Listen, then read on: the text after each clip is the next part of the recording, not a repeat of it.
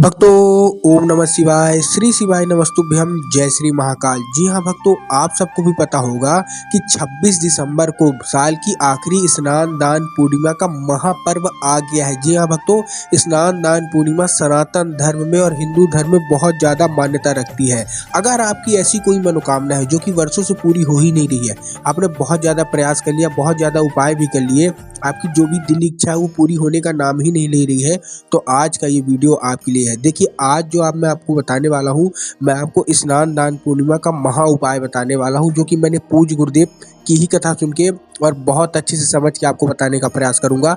तो उपाय पूरा सुनिएगा, अच्छे से करिएगा। अगर आपने अच्छे से उपाय कर लिया तो 100% है कि मनोकामना आपकी पूरी होनी ही होनी है, कोई नहीं रोक सकता। पूज्य गुरुदेव कहते हैं कि मात्र अगर आपने 2 से 3 उपाय अगर कर लिए तो स्नान दान पूर्णिमा में, जैसे आपको भी पता है, सब लोग गंगा नहाने जाते हैं ताकि उनका पाप धुल जाए। तो मैं आपको घर में ही गंगा स्नान का एक फल बताने वाला हूँ, एक उपाय बताने वाला हूँ कि आप घर में ही गंगा स्नान कैसे कर सकते हैं। और स्नान दान जो पूर्णिमा है उसमें उपाय करके अपनी जो भी दिल इच्छा होगी, जो भी मनोकामना होगी, जो कि वर्षों से पूरी हो ही नहीं रही है, मात्र ये उपाय करने से ही आपकी इच्छा पूरी हो जाएगी। तो चलिए चलते हैं उपाय। 2 से 3 उपाय मैं आपको बताने वाला हूँ, जो कि पूज्य गुरुदेव की ही कथा सुन के और बहुत अच्छे से समझ के आपको उपाय बताऊंगा। तो उपाय अच्छे से सुनिएगा, अच्छे से करिएगा। अगर आपने अच्छे से उपाय किया तो 100% मनोकामना पूरी होगी। लेकिन उससे पहले चैनल पर पहली बार आए हैं तो वीडियो को कर दें लाइक और चैनल को कर लें सब्सक्राइब, ताकि पूज्य पंडित प्रदीप जी मिश्रा के रोज नए नए उपाय सबसे पहले आपको प्राप्त हो सके। तो देखिए, जो हमारा पहला उपाय है, आपको स्नान दान पूर्णिमा का सबसे बड़ा मैं आपको उपाय बताने वाला हूँ, करना है। इसके बाद पितरों को कैसे खुश किया जाए वो उपाय बताऊंगा, और उसके लास्ट में हम बात करेंगे धन प्राप्ति का। तो जो पहला उपाय है, देखिए आपको भी पता है, स्नान दान पूर्णिमा मतलब स्नान की पूर्णिमा। तो अगर आपको भी घर बैठे माँ गंगा का आशीर्वाद चाहिए, गंगा स्नान चाहिए, तो आप कैसे कर सकते हैं। और आपके द्वारा हुए जो पाप हुए हैं आपसे, जो अनिश्चित काल में हुए होंगे और अनजाने में हुए होंगे, वो पाप भी आप कैसे मिटा सकते हैं, ये उपाय करके। आपको क्या करना है, लेना है तुलसी की डंडी। तुलसी होती है ना, मतलब तुलसी का जो पत्ता होता है, तो जो तुलसी की डंडी है वो क्या करना है, आपको लेना है। और जहां आप नहाते हैं, जो भी पानी में, बाल्टी में, टब में, जो भी आप नहाते हैं, उसमें आपको क्या कर देना है, घुमा देना है। उसी जल में आपको क्या कर देना है, वो डंडी आपको क्या कर देना है, घुमा देना है। घुमाने के बाद क्या करना है, देखिए आपको उसमें डालना नहीं है, जो आप बाल्टी टब लिए ना उसमें आपको डालना नहीं है। इस चीज़ का ध्यान रखना है। बहुत सारे लोग इसी में डाल देते हैं, इसीलिए उनको फर्क नहीं पड़ता और ना फल मिलता है और ना आपको उसको फेंकना है। आपको घुमाने के बाद वो जो डंडी है, जहाँ आपका पूजा स्थान है, जहाँ आपका पूजा स्थल है, वहाँ रख देना है। ठीक, रखने के बाद आपको वो जो जल है उससे आप प्रेम पूर्वक स्नान कर लीजिए। स्नान करने से पूज्य गुरुदेव कहते हैं कि आपको भगवान गंगा और भगवान महादेव और माँ गंगा का भी आपको आशीर्वाद मिलेगा, और आपका जो अनिश्चित काल में अनजाने में जो आपसे पाप हुए होंगे वो सारे के सारे मिट जाएंगे, आपके विफल हो जाएंगे। तो पहला उपाय ये है।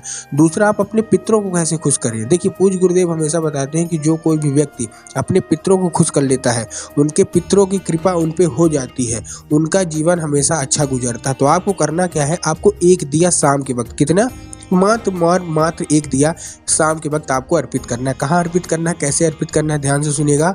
सबसे पहले आपको दिया मिट्टी का लेना है, ठीक ना। बहुत सारे लोग क्या करते हैं, आटे का दिया लेते हैं। नहीं, आपको आटे का दिया नहीं लेना, आपको मिट्टी का दिया लेना है। मिट्टी का दिया लेने के बाद आपको क्या करना है, उसमें आपको घी लगाना है।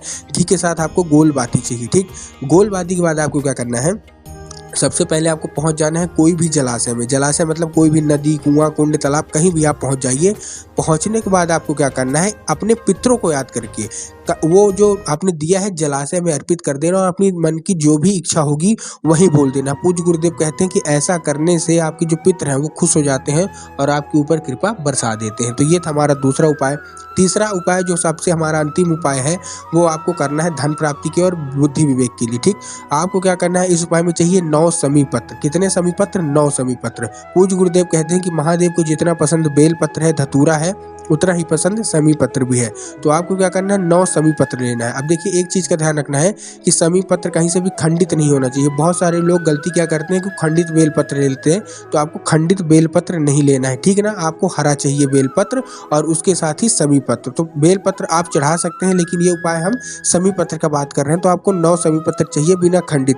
उसके बाद आपको क्या करना है, पहुंच जाना है कहाँ, शिव मंदिर शिव मंदिर पहुंचने के बाद सबसे पहले आपको क्या करना है, 5 समी पत्र आपको क्या करना है, 5 समी पत्र भगवान गणेश की जगह पे अर्पित करना है। भगवान गणेश की जगह कहाँ होती है, जिन लोगों को पता है तो अच्छी बात है, लेकिन जिनको नहीं पता तो हम बताना चाहेंगे। शिवलिंग और जलाधारी की जो जगह होती है वहाँ जैसे ही आप कोई भी पदार्थ, सपोज करिए आपने दूध चढ़ाया, तो जब दूध जलाधारी से नीचे गिरेगा तो जलाधारी के लेफ्ट भाग में, बाएं भाग में भगवान गणेश का स्थान होता है और राइट भाग मतलब दाएं भाग में माता अशोक सुंदरी का स्थान होता है। तो आपको बाएं भाग में आपको क्या करना है, आपको वो अर्पित कर देना है 5 समी पत्र बुद्धि विवेक के लिए, ज्ञान के लिए।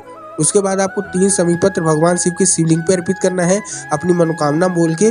उसके बाद जो 1 समी पत्र बच रहा, तो जैसे ही आप गेट के बाहर निकलेंगे, मंदिर के बाहर निकलेंगे गेट के, तो मंदिर के लेफ्ट साइड जो बायां भाग होता है वहां आपको अर्पित कर देना है और उसके बाद एक दिया भी लगा देना। पूज्य गुरुदेव कहते हैं मात्र इतना ही करने से आपकी सारी की सारी इच्छा पूरी होगी। तो स्नान दान पूर्णिमा में ये आप अवश्य रूप से कर लें। उम्मीद करता हूँ आपको उपाय अच्छा लगा होगा।